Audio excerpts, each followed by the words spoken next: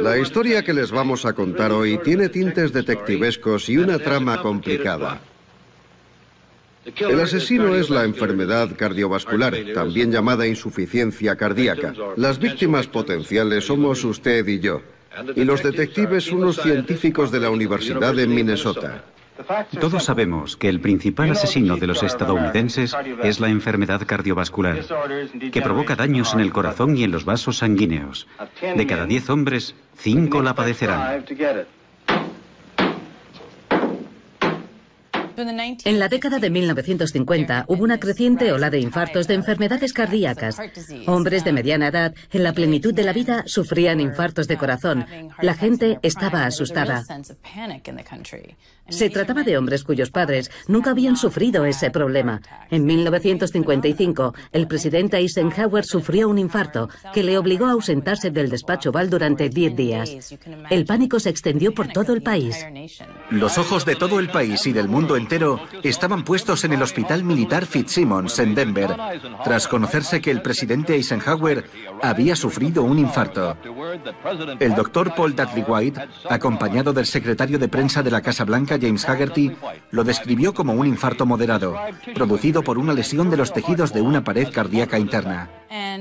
Había una sensación de crisis, de urgencia por descubrir cuáles eran las causas de las enfermedades cardiovasculares. Y se barajaban algunas hipótesis, como una deficiencia de vitaminas, la polución, etc. Pero Ansel Keys, investigador y patólogo de la Universidad de Minnesota, sugirió que la culpa era de las grasas saturadas. Las grasas saturadas elevaban el colesterol total, que a su vez obstruía las arterias y provocaba infartos de corazón. A esto lo llamaban hipótesis de la dieta del corazón. Aquí tenemos las estadísticas. Muestran que este problema, aquí en Estados Unidos, es más grave que en el resto del mundo. Probablemente se deba a nuestro estilo de vida y a nuestra dieta. La cuestión es que no sabemos mucho de esta enfermedad y golpea sin avisar. Pero podemos decir... Cuando el presidente Eisenhower sufrió un infarto de corazón, Keys salió a la palestra porque el médico encargado de tratar a Eisenhower le puso de inmediato una dieta baja en grasas y dijo que la causa de su infarto de corazón había sido su dieta y no el hecho de que fumara como un carretero. No. La hipótesis de Keys se basaba en una afección llamada xantoma, que consiste en la producción de placas de grasa debajo de la piel. Son visibles, aparecen en los párpados y tienen colesterol en su interior. Así que la idea era que también había colesterol dentro de nuestras arterias y que este provocaba su obstrucción. Por tanto, el colesterol se convirtió en el primer demonio contra el que luchar. Keys presentó esta hipótesis y los investigadores comenzaron a estudiarla. Pero simultáneamente, la comunidad científica empezó a hablar de ella como si realmente fuera cierta y solo hubiera que confirmarla. Lo que dijeron fue que solo necesitaban poner los puntos sobre las íes. En el año 1958, Ansel Keys pone en marcha un estudio de una magnitud sin precedentes en 7 países: Grecia, Yugoslavia, Italia, Países Bajos, Finlandia, Estados Unidos y Japón. Quería observar el vínculo estadístico entre la alimentación, especialmente las grasas, la tasa de colesterol y el riesgo cardiovascular de la población.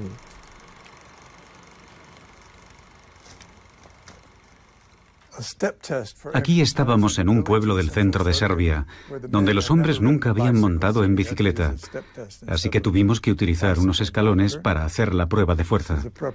En esta vemos cómo preparan la dieta que habíamos escogido. Y esta es Margaret Keys, que instaló un laboratorio de análisis del colesterol. Examinamos a unos 14.000 hombres en 14 regiones de 7 países. Hubo gente que nos llamó de Finlandia para decirnos que tenían la tasa más alta de infartos de corazón del mundo. Y también nos llamaron de Japón. Así fue como se escogió la lista de países.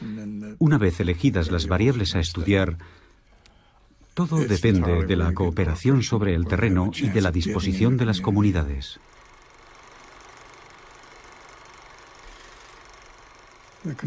La conclusión del estudio en estos 7 países fue que existían diferencias muy importantes en la tasa de infartos de corazón en distintas culturas. Entre 5 y 10 veces más.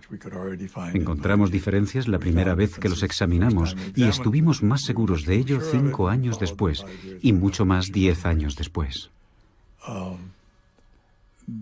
Había diferencias muy notables en la distribución del colesterol. La distribución de colesterol en Japón iría así y en Finlandia así. Se produce una ligera superposición. Es decir, que los colesteroles más altos de Japón apenas coinciden con los colesteroles más bajos de Finlandia. Es así de elocuente. Ansel Keys hizo una mala ciencia porque construyó los hechos que validarían su hipótesis. De manera que él publica una curva. Esto es un gráfico. Aquí están las personas que mueren y aquí tenemos el consumo de grasa de la población. Aquí está Japón, Italia, Inglaterra, Australia, Canadá y Estados Unidos. Y al observar el gráfico diremos que efectivamente cuanta más grasa se come, más infartos hay. Es sencillo. Pero hizo algo que no es correcto porque seleccionó los datos que validaban su punto de vista. De hecho, si nos fijamos, hay otros países. Aquí tenemos a Francia, que entonces tenía una tasa de infartos de nivel 1, y aquí está Finlandia, que tiene una tasa de infartos del nivel 7, y están en la misma línea de consumo de materias grasas. Así que hay algo que no cuadra en su hipótesis. ¿Cómo puede variar una tasa de infartos de 1 a 7 con el mismo consumo de materias grasas? Esto no confirma el vínculo directo entre el consumo de materia grasa y la tasa de infartos. Era necesario que fuera refutado y lo fue. Hubo 2 estadísticos que dijeron, esto no es posible. Ha seleccionado solamente los datos que encajan con su hipótesis. Esto no es buena ciencia. Así que publicaron una refutación a los trabajos de Keys. Él se lo tomó muy mal, reunió fondos y se embarcó en un nuevo estudio. En esta ocasión hizo ensayos de colesterol y publicó el estudio realizado en 7 países. Y esta vez sí encontró una correlación, un vínculo estadístico entre la tasa media de colesterol y la tasa de infartos en las diferentes poblaciones. Y de nuevo traza una línea recta entre los puntos que encajan bien con su teoría. El problema es que él hace una selección de países que se ajustan bien a su teoría. Por ejemplo, Francia.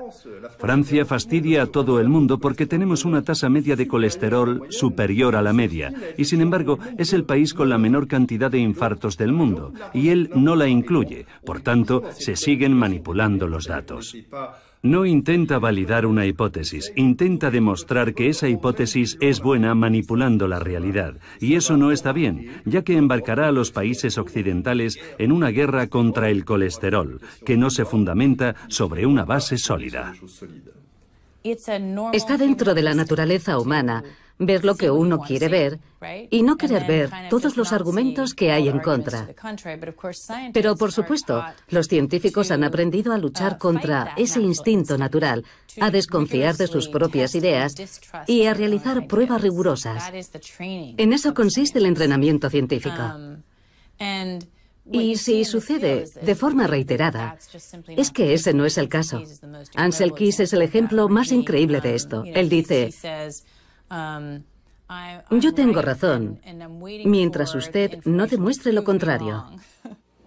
Hace 22 años, en nuestro país llevamos a cabo un programa que se marcó como objetivo descubrir cómo se desarrollaba y cuáles eran las causas de la enfermedad cardiovascular. Más de 5.000 personas fueron examinadas regularmente y ahora se está analizando a una segunda generación. En Estados Unidos hicieron algo muy inteligente. Escogieron a una comunidad llamada Framingham e hicieron un seguimiento a todos sus habitantes. Durante 30 años analizaron lo que comían y lo que hacían para encontrar vínculos entre la alimentación y los accidentes cardiovasculares con el fin de formular una hipótesis. El estudio de Framingham confirmó que el tabaco era una causa, que la hipertensión era una causa y que el sedentarismo era otra. Los investigadores quedaron muy decepcionados al constatar que no había relación entre el colesterol y las enfermedades cardiovasculares. Por cada miligramo por decilitro de colesterol sérico, en un periodo de 14 años, se produce un aumento del 11%, tanto en la tasa de mortalidad general como en la tasa de mortalidad cardiovascular. Por tanto, entre las personas en las que el colesterol había bajado en el transcurso de esos 30 años, había una tasa mayor de infartos que entre aquellas en que el colesterol se había mantenido estable o había aumentado. ¿Cómo afrontaron entonces los investigadores de Framingham estos decepcionantes resultados en lo que concierne al colesterol? El caso es que tuvieron suerte, porque justo en ese momento, en la biología médica se introdujo una nueva técnica que permitía separar diferentes fracciones de lipoproteínas, las que transportan el colesterol. Se identificó lo que llamamos el HDL y el LDL, que poseen densidades diferentes.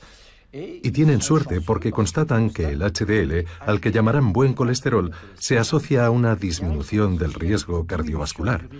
No es muy significativo, pero va bien. Y por otro lado, la otra fracción del colesterol, el LDL, es una lipoproteína, no es solo colesterol. Lo denominarían colesterol malo. Creemos que el colesterol malo forma parte de un sistema que se va depositando en las arterias, en el corazón y en el cerebro. Mientras que el colesterol bueno intenta llevarse todo eso, deshacer todo eso. Creemos que nuestro estado de salud es el resultado de esa batalla entre el colesterol bueno y el malo. El colesterol es una molécula importantísima para el cuerpo. La mayor parte la fabrica el hígado. Según los estudios, entre el 70 y el 80% del colesterol lo fabrica el hígado y el resto lo aportan los alimentos. Vamos a partir del hígado. El hígado produce el primer tipo de colesterol, que denominamos colesterol LDL. En realidad, el LDL es una lipoproteína, que es un conjunto de grasas y proteínas. Yo a esto lo llamo pequeño submarino, así que voy a dibujar un pequeño submarino. Así. Tenemos moléculas de colesterol en el exterior y también en el interior, que llamamos el cargamento. Y en el interior vamos a encontrar vitaminas y grasas. Las grasas forman los triglicéridos.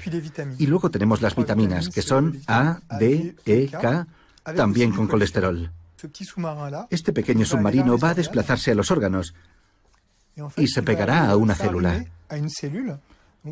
La célula emitirá una señal para indicar que tiene necesidad de que le den triglicéridos, colesterol y vitaminas liposolubles. A veces la célula tendrá demasiado colesterol, así que hará lo mismo. Indicará que tiene necesidad de deshacerse del exceso de colesterol y de componentes que están un poco dañados. Y entonces tendremos otro tipo de lipoproteína, que esta vez llamaremos HDL. Es el mismo tipo de submarino que se pegará a la célula y llevará al hígado, aquí voy a escribir hígado, llevará al hígado todos los componentes que la célula no necesita, porque están dañados o los tiene en exceso. Por eso atribuimos al HDL una función, entre comillas, de basurero, porque se llevará todo lo que la célula ya no necesita. Por tanto, se tiende a pensar que el HDL cumple una función limpiadora, mientras que lo que hace el LDL es ensuciar, porque proporciona cosas. Para mostrar hasta qué punto esta historia del buen colesterol y del mal colesterol es absurda, vamos a imaginar que esto es el hospital. Aquí ha ocurrido un accidente y la ambulancia que se dirige hacia el accidente vamos a decir que es mala, mientras que la que regresa al hospital diremos que es buena. Promis presenta a Tom y Jerry en Problemas con la mantequilla.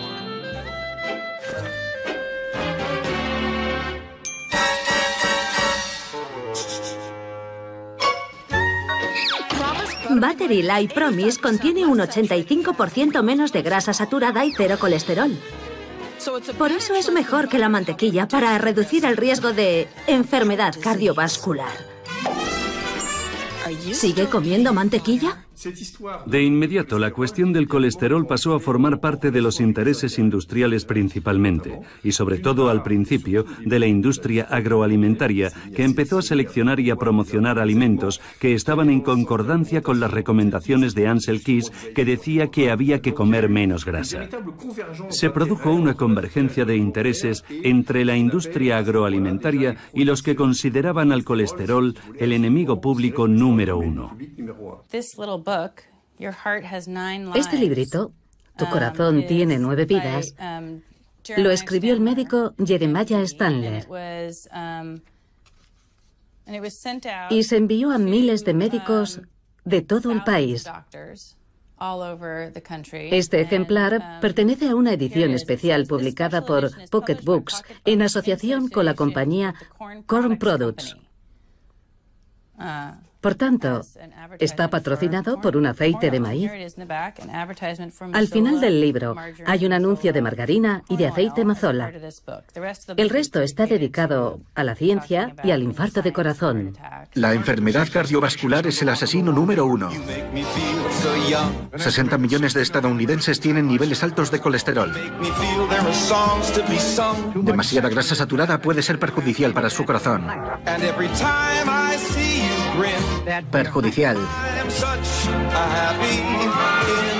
para su corazón. En 1948, la compañía Procter & Gamble, fabricante del aceite Crisco, un aceite vegetal, designó a la Asociación Estadounidense del Corazón beneficiaria de un concurso de radio llamado Los Caminantes. Y de la noche a la mañana, y esto figura en la historia oficial de la Asociación Estadounidense del Corazón, recibieron millones de dólares. Y literalmente, aquello los convirtió en la asociación nacional que son hoy, con sucursales en todo el país. A partir de entonces, el dinero empezó a fluir, y estas palabras están textualmente escritas en la historia oficial de la asociación. Y acto seguido, la Asociación Estadounidense del Corazón empezó a decir que deberíamos sustituir las grasas saturadas por grasas poliinsaturadas, que son los aceites vegetales, lo que supuso un gran apoyo para un producto como el aceite Crisco. Surgen varias hipótesis en contra de la teoría del colesterol. Kilmer McCauley descubre los casos de 3 niños fallecidos por infarto de corazón. Aquejados de un defecto genético, no fijan las vitaminas del grupo B, lo que genera una gran cantidad de una sustancia llamada homocisteína. McCauley formula la hipótesis de que las placas de las arterias se desarrollan cuando la cantidad de homocisteína es excesiva. Empecé a hacer experimentos con animales. Primero inyectamos homocisteína en conejos y examinamos sus arterias. Y en 2 o 3 semanas aparecieron placas en ellas. No se puede hacer una idea de lo emocionante que fue ver aquellas placas en las arterias. Formular una teoría, probarla con animales y ver los resultados con tus propios ojos es indescriptible.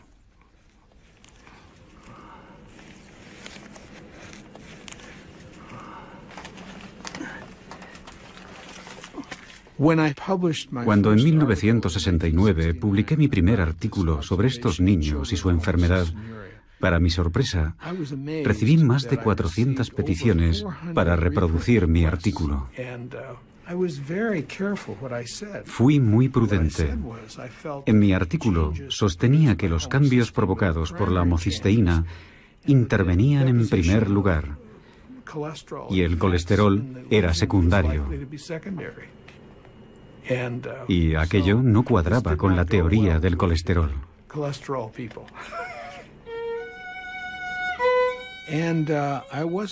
Yo no estaba preparado para lo que sucedió después.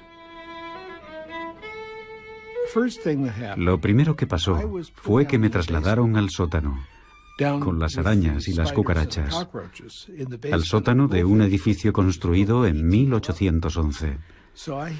Así que allí estaba, en un incómodo laboratorio sin ventanas a la calle.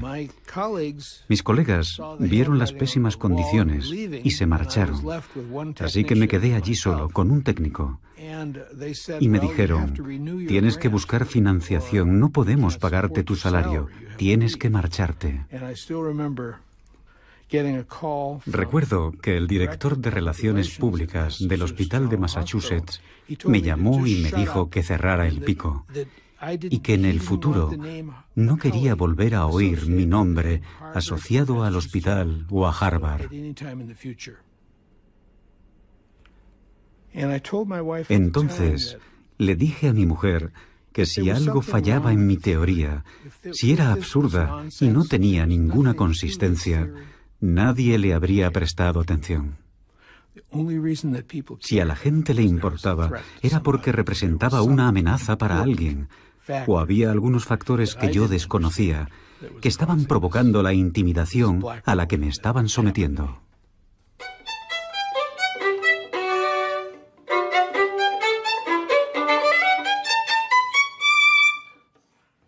Esta noche en nuestra sección 3 hablamos de los infartos de corazón y sus causas.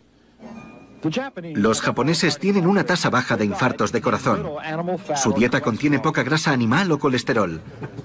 Los estadounidenses sufren muchos más infartos de corazón y comen mucho más colesterol. Al comparar, muchos médicos consideraron que debíamos cambiar nuestros hábitos alimenticios. El doctor George Mann sostiene que la dieta no tiene nada que ver con las enfermedades cardiovasculares y apunta sus estudios con los masáis de Tanzania. Mann cree que en parte se debe a que los masáis hacen mucho ejercicio. La razón por la que no hay evidencias en lo que concierne al ejercicio es porque hemos utilizado nuestro dinero, nuestro tiempo y a nuestra gente insistiendo en la hipótesis de enfermedad, dieta, corazón. George Mann viajó a África y estudió a los guerreros masáis, que se alimentaban principalmente de la leche, la carne y la sangre de sus vacas. Era una dieta extremadamente rica en grasas saturadas y no padecían enfermedades cardíacas. Tenían un colesterol muy alto, pero no enfermedades cardíacas. Él se sentía muy decepcionado con estos descubrimientos. Pero a mí no me sorprendió en absoluto, porque yo ya había oído historias similares de otros investigadores. Un día, cuando se encontraba en los Institutos Nacionales de la Salud, donde ocupaba un prestigioso puesto como investigador, una secretaria le abordó en un pasillo y le dijo: «Dr. Mann, si continúa oponiéndose a Ansel Keys, perderá su beca de investigación». Y fue lo que sucedió poco después. Queridos espectadores, en estos momentos el pelotón se dirige hacia el puerto. ¿Dónde está el maillot amarillo? Ah, ahí está. Parece que está pagando el esfuerzo de ayer. ¿Va a abandonar? Un espectador se acerca a animarle. Quiere darle de comer. Es inútil, no tiene hambre. Ah, azúcar. Buena idea. Los investigadores han detectado que la introducción de azúcar en poblaciones indígenas desencadena la aparición de enfermedades cardíacas hasta ahora desconocidas. Kristin Kers ha descubierto documentos confidenciales internos de la industria azucarera que demuestran que dicha industria subvencionó investigaciones en los años 60 para que el colesterol figurara como único responsable de las enfermedades cardíacas. John Yadkin era un fisiólogo británico que se preocupó por la relación que había entre el consumo de azúcar y las enfermedades cardíacas. Y se convirtió en portavoz de quienes veían en el azúcar un riesgo cardiovascular. También se dedicó a captar la atención de los medios y del gran público sobre esta cuestión. En 1964, la industria azucarera comenzó a preocuparse seriamente por las pruebas que iban apareciendo y que vinculaban al azúcar con las enfermedades cardiovasculares. John Hickson, miembro de la Fundación para la Investigación del Azúcar, declaró que había una afluencia de informes de laboratorios que relacionaban el azúcar con las enfermedades cardíacas y era necesario preparar un plan de acción.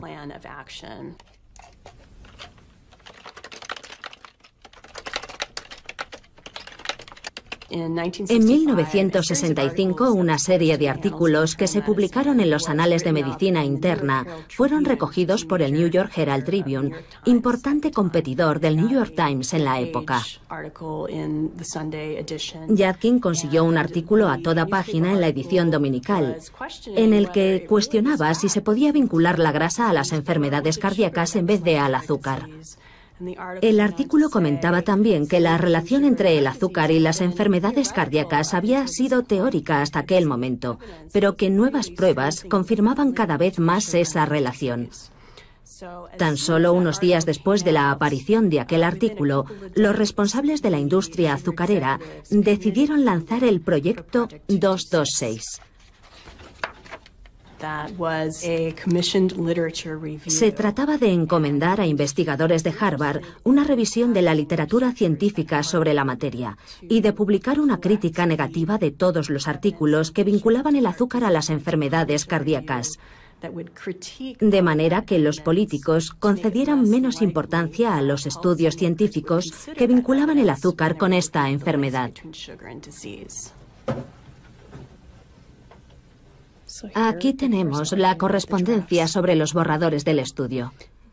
Hickson, de la industria azucarera, escribió al profesor Hested diciéndole que esperaba tener un borrador cuanto antes. Decía: espero que pueda usted enviarme una copia del borrador del manuscrito lo antes posible para poder cumplir con mis obligaciones. Y esta es una carta de la Fundación para la Investigación del Azúcar que dice: muchas gracias por el borrador del manuscrito. Debo decirle que cumple absolutamente con nuestras expectativas y estamos impacientes por verlo publicado. El artículo se centraba en la cuestión: ¿provoca el azúcar enfermedades coronarias? En él revisaban una cantidad enorme de estudios y uno a uno iban desacreditándolos señalando algún tipo de defecto. El artículo publicado no mencionaba ningún tipo de financiación de la industria azucarera. Así que tenemos investigadores de Harvard y la prestigiosa revista New England Journal of Medicine. La industria azucarera no podía haber encontrado una vía más creíble para transmitir su mensaje. En el año 1977, para demostrar la incidencia del colesterol en las enfermedades cardiovasculares, el Instituto Estadounidense de la Salud puso en marcha el RSC, un ensayo clínico en el que participaron 3.800 hombres con una tasa de colesterol muy elevada. Un grupo fue sometido a una dieta baja en colesterol y se les administró colestiramina, que reducía la tasa de colesterol en sangre.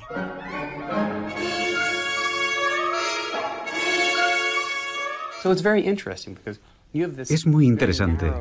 Se partía de una franja de edad formada por hombres de mediana edad.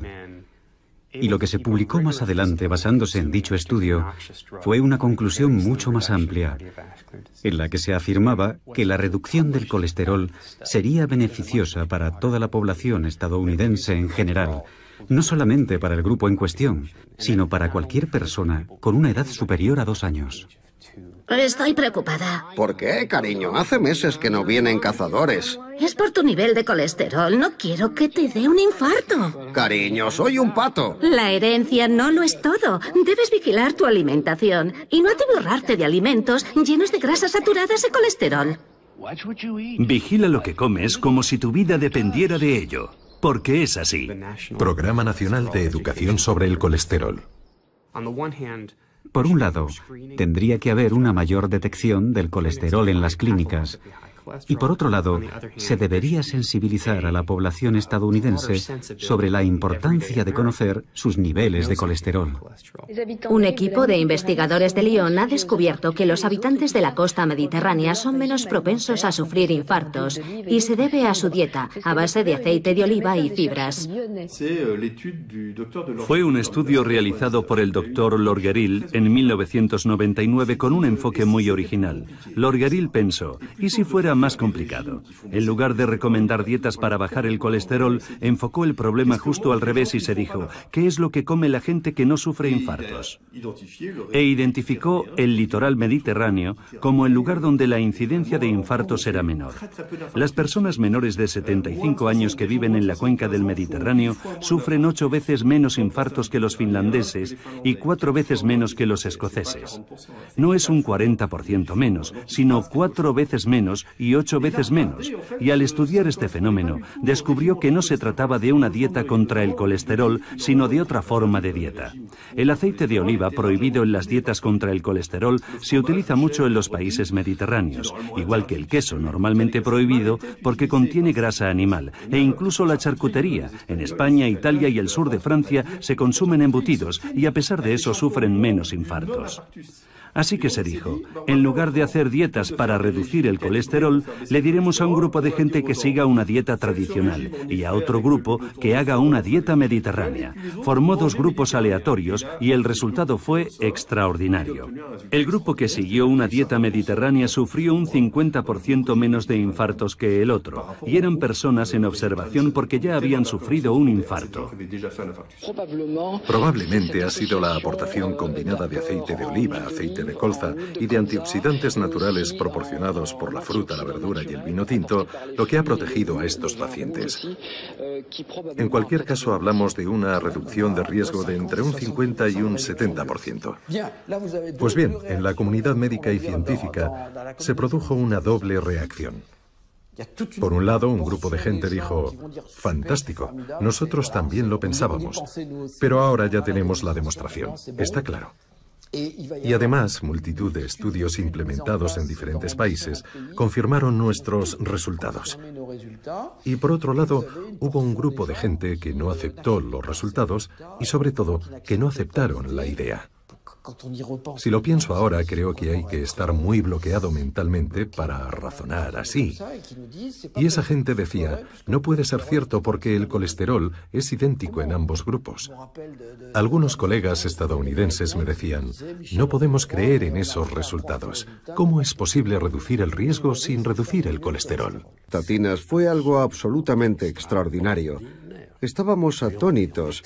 De repente había una pastilla que podíamos recetar a las personas que habían sufrido un infarto y que además reducía la mortalidad, el riesgo de recaída, etc. Era fantástico. Las administramos desde el primer momento. En el ensayo WOSCOP participaron pacientes hipertensos, obesos y fumadores que tenían un riesgo muy elevado de sufrir infartos. Se les administró un fármaco llamado pravastatina, divididos en 2 grupos aleatorios. El primero tomaba pravastatina y el segundo un placebo. Y hubo una reducción del 30% de muerte cardiovascular. Era la primera vez que se obtenía un resultado claro y significativo. Y a la vez se realizó otro ensayo donde se administraba simvastatina bajo el nombre comercial de Zocor, y en el que participó gente que ya había sufrido un infarto. La mitad tomó el fármaco y la otra mitad un placebo. Y hubo un 30% menos de recurrencia de infarto en el grupo que tomaba la simvastatina en comparación con el otro, así que los colesterol escépticos nos quedamos desarmados por los resultados. Jaque mate. Yo mismo, en calidad de médico, lo prescribí, incluyendo a mi familia. Intelectualmente no fui capaz de poner en duda unos ensayos clínicos publicados en las principales revistas médicas internacionales. Me parecía inconcebible que los investigadores pudieran hacer trampas o equivocarse hasta el punto de engañar a toda la comunidad médica. Es lo que se llama revisión por pares. En principio, si se publica en una gran revista médica, ha sido comprobado por personas competentes, de modo que estamos obligados a creerlo. El 85% de los ensayos clínicos y hasta el 97% de los ensayos más importantes están patrocinados por laboratorios privados. Ahora bien, hemos calculado que hay 5 veces más posibilidades de encontrar un efecto positivo en un medicamento cuando el ensayo está financiado por un laboratorio privado, en comparación con un ensayo del mismo medicamento financiado por un instituto público. Es un aumento bastante considerable de las posibilidades. Tendemos a considerar que los estudios científicos son objetivos, pero cuando nos fijamos en cómo se estructura el sistema, nos damos cuenta de que las compañías privadas patrocinan los ensayos clínicos para promover la venta de sus fármacos. Y esas compañías son propietarias de toda la información científica. Igual que la receta de la Coca-Cola pertenece a la compañía Coca-Cola. Así que a pesar de las dudas sobre algunos ensayos que no llegaban a reproducir los resultados iniciales, el hecho de que el medicamento fuera tan eficaz tanto en personas que no tenían colesterol como en las que sí lo tenían, hizo que casi nadie se atreviera a oponerse o a plantearse serias dudas. El mercado de las estatinas ascendía a miles de millones de dólares, así que cualquiera que osase plantear alguna duda sobre ellas en un congreso médico tenía pocas posibilidades de ser invitado de nuevo. Era casi suicida criticar las estatinas y además tampoco había suficientes elementos científicos porque unos años antes se habían obtenido unos fantásticos resultados y nos enfrentábamos a un problema global. Se recetaban a todo el mundo, desde la chica que tomaba la píldora, que aumenta el colesterol, hasta la anciana con el colesterol un poco alto. Así que había barra libre de estatinas, para deleite de las sociedades científicas que tenían acuerdos con los laboratorios, para los médicos que pensaban que cumplían con su deber recetando eso a sus pacientes, y para los pacientes que las pedían porque les preocupaba su tasa de colesterol. Todo el mundo pedía que se incluyera el colesterol en sus análisis. No era fácil cuestionar la utilidad del medicamento. En 2004 estalla el escándalo alrededor de un fármaco antiinflamatorio llamado Vioxx, responsable de 30.000 muertes en Estados Unidos. La justicia dictaminó que el laboratorio conocía los efectos potencialmente mortales de su fármaco y lo ocultó deliberadamente. En plena década de 2000, nos dimos cuenta de que la industria farmacéutica y los investigadores que trabajan para ella nos mentían. Fue una sorpresa terrible. Sí, podían exagerar los efectos beneficiosos de los medicamentos y ocultar los tóxicos. Teníamos algunas dudas, pero entonces supimos que debíamos revisar los antiguos estudios. El segundo fenómeno que tuvo lugar es que las autoridades sanitarias impusieron nuevas regulaciones para los ensayos clínicos. Y la nueva regulación concernía a todos los estudios con estatinas publicados después del escándalo con el Vioxx, es decir, a partir de 2005, 2006 y hasta el momento actual. Entonces, nos dimos cuenta de que había problemas en los ensayos realizados antes de 2005-2006. Por un lado, fuimos conscientes de que nos podían engañar, y por otro lado, a partir de ese momento, todos los ensayos clínicos con estatinas dieron resultados negativos, es decir, no mostraban beneficios. Ni las dudas sobre los primeros estudios sobre las estatinas, ni la imposibilidad de reproducir los resultados positivos son capaces de frenar la obsesión por el colesterol. El dogma se impone. Cuanto menor sea la tasa de colesterol, mejor. Cuando me establecí como cardiólogo en 1985, la tasa normal estaba alrededor de 3 gramos por litro. Y desde entonces ha ido bajando paulatinamente. Ahora está por debajo de 2, situación que lógicamente hace que cada vez haya más personas que entran dentro de la horquilla de lo que llamamos colesterol alto. Luego se introdujo un segundo elemento, que era la necesidad de tratar a personas en grupos de alto riesgo. Ahora nos dicen que es posible que tengamos que reducir aún más el colesterol malo. Si su médico le dice que debería reducirlo, con Crestor y una dieta saludable puede bajar la tasa de colesterol malo hasta un 52%. En el año 2001, en la última revisión sobre las recomendaciones del colesterol en Estados Unidos, elaborada por un grupo de expertos, hemos sabido que 9 de los 14 expertos tenían vínculos financieros con la industria farmacéutica. Es un dato muy importante, porque en 2001 Casi se triplicó el número de estadounidenses a los que se recomendaba tomar estatinas. El número pasó de 13 a 36 millones, y la mayor parte de estos 23 millones que debían tomar estatina no padecían ninguna enfermedad cardiovascular. Se da una extraña paradoja.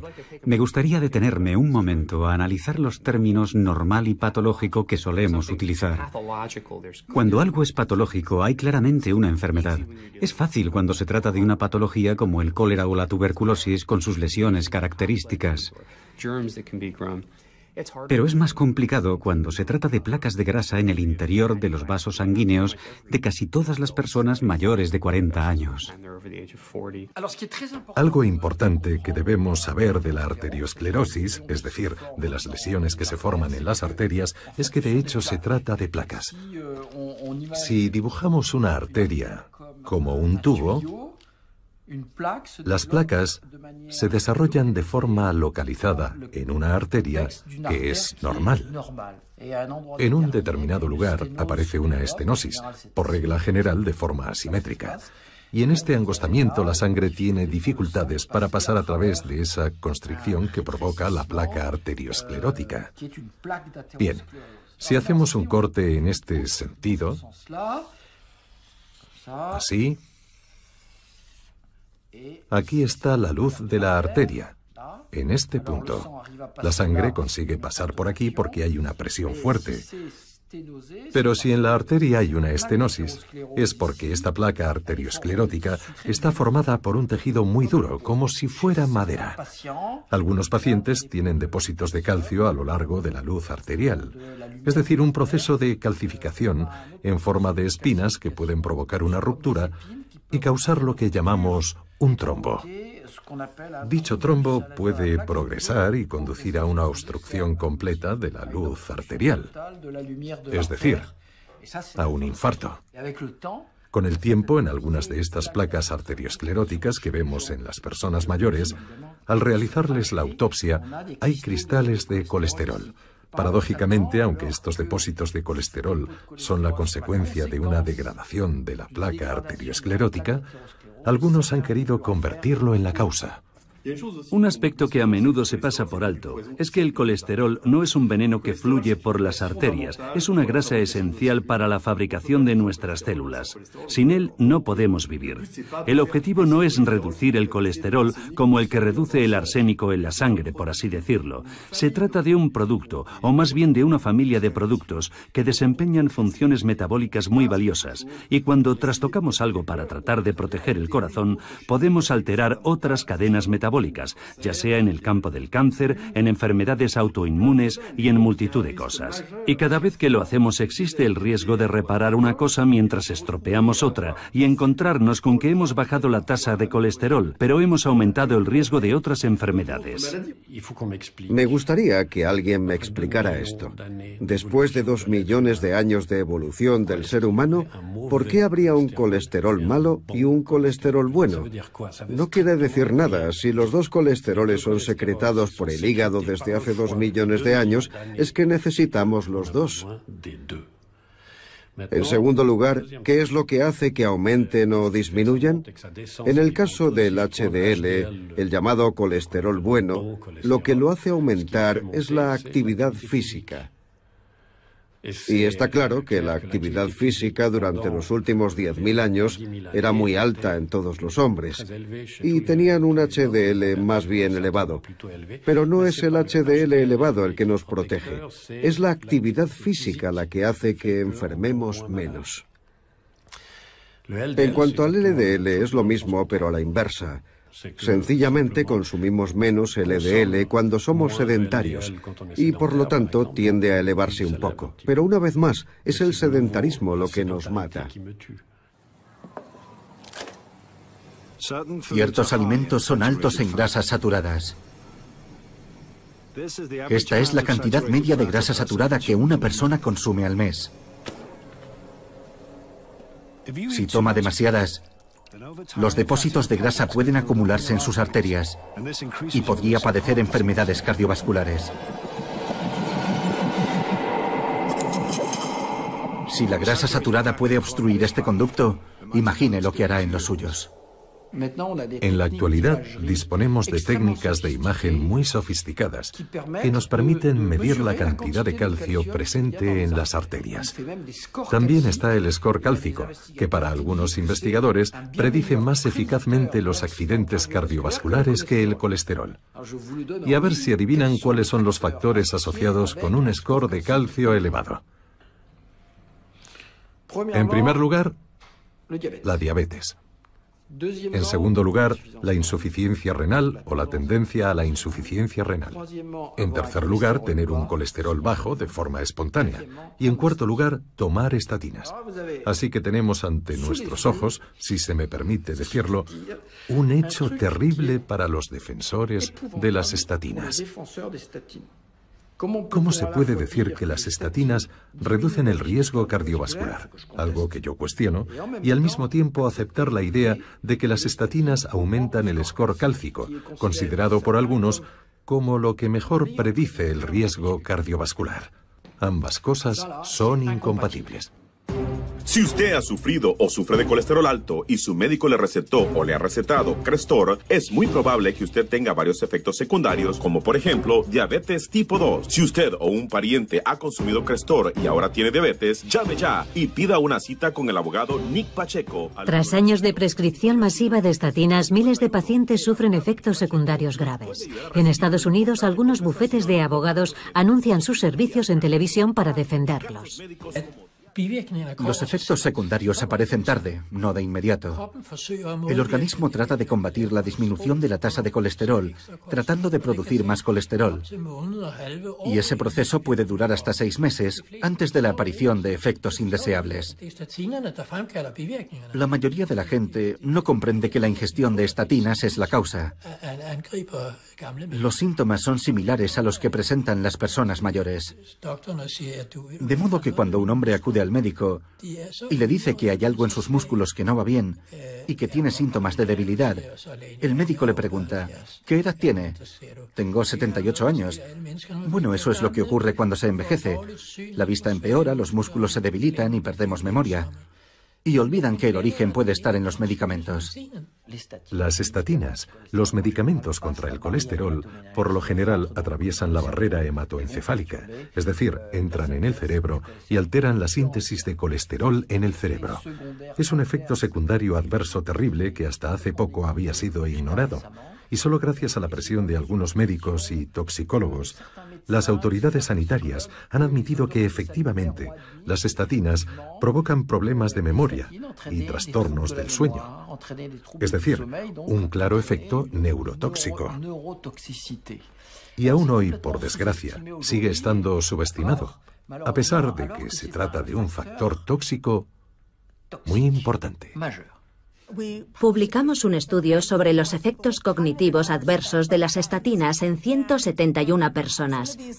Algunos de estos casos son muy preocupantes, como el caso de un profesor jubilado que enseñaba en varios departamentos, con un coeficiente intelectual superior a 180, al que 2 instituciones académicas detectaron la forma más progresiva de la enfermedad de Alzheimer, hasta el punto de que acudió a una reunión de los 50 años de su promoción con una pancarta colgada que decía: «Mi nombre es fulano de tal y tengo Alzheimer», para que la gente entendiera por qué repetía constantemente la misma frase y por qué no reconocía a sus amigos desde hacía décadas.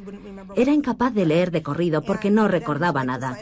Entonces su esposa decidió suspenderle el tratamiento con simvastatina. Luego pasó una batería de pruebas para participar en el ensayo clínico de un medicamento experimental contra el Alzheimer. Y allí le dijeron que no padecía Alzheimer, ni siquiera demencia senil. Según cuenta, necesitó 2 años para recuperarse. Ahora ya lee el periódico. Los grandes expertos, y en particular un grupo de investigadores ingleses que realizan estudios sobre el colesterol, esos grandes expertos que nos contaron durante mucho tiempo, no, hombre, no hay efectos secundarios. Ahora uno de ellos ha admitido que sí, que probablemente había un aumento en la tasa de diabetes. Y ahora, poco a poco, se están poniendo de manifiesto nuevos efectos secundarios. ¿Por qué? 1, porque antes no se tenían en cuenta. Y 2, porque la gente lleva ya 10 o 15 años tomando el medicamento y los efectos están ahí.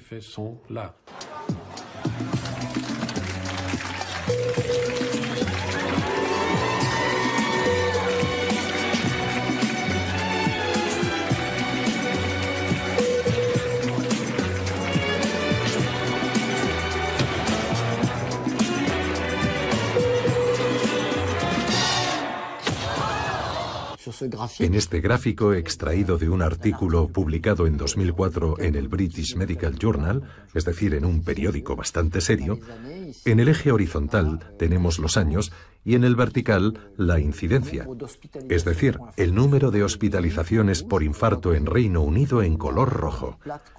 Vemos que la curva es plana en lo que respecta al infarto. Por el contrario, hay literalmente una explosión en la prescripción de estatinas. Obviamente, si las estatinas fueran eficaces en la prevención del infarto, habríamos visto una disminución en las hospitalizaciones por infarto. En otras palabras, la línea roja cruzaría la prescripción correcta de las estatinas, y no es eso lo que vemos.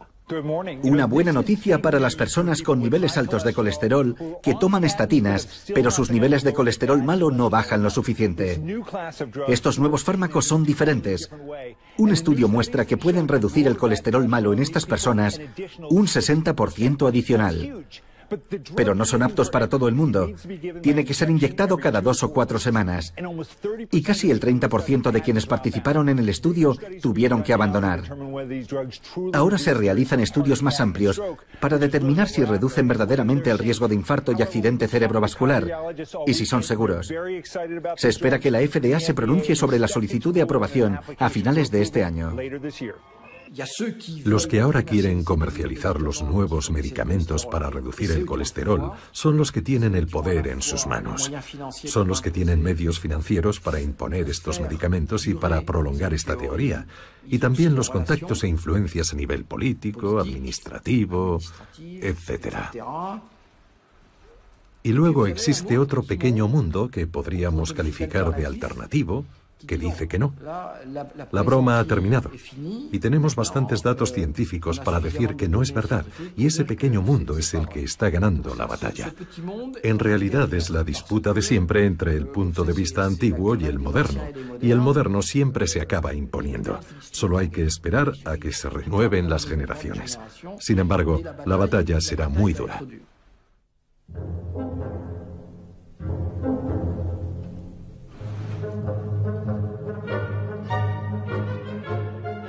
¿Conoce su tasa? ¿Qué tasa? De colesterol. Sí, me hice los análisis para un programa. Sale en mi página web. No tengo ni idea. Soy miembro de una familia afectada de hipercolesterolemia. Mi tasa está entre 7 y 8. Me trae sin cuidado. No sé la que tengo ahora. Mi tasa está en 189. Me gustaría que fuera más alta. Sí, la conozco, porque mis pacientes me lo preguntan. La verdad es que no. No conozco mi tasa de colesterol. Un día de estos. Debería, pero no la conozco. No. ¿Por qué debería saberla? No creo que la tenga mal. No lo sé. Me he olvidado de ella por diversas razones. La he rechazado.